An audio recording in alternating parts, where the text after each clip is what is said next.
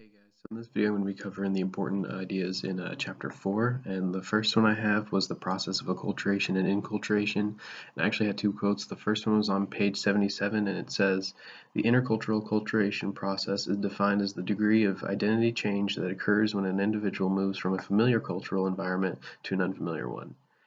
And then the other quote I had was on page 78, and it was about inculturation. And it says, "Inculturation, on the other hand, often refers to the sustained primary socialization process of strangers in their own home culture wherein they have internalized their primary cultural values."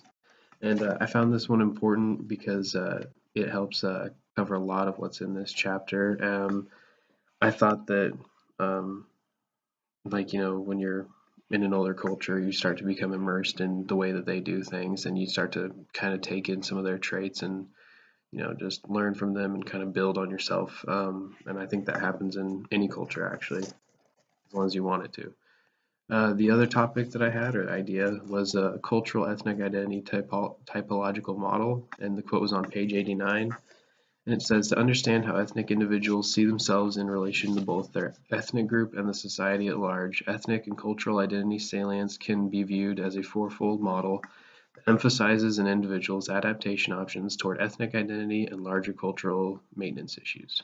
And I said that the model helps an individual learn where they stand culturally, whether they are weak with other cultures, strong in other cultures, and weak with their own, weak in both cultures, like their home culture and whatever culture they're immersed in, or strong in both cultures and wanting to truly learn. And this can be used as a great way to become a better communicator. I mean, if you know where you stand, you know where you have room to develop and grow. So those were my two I thought the most important ideas. So yeah.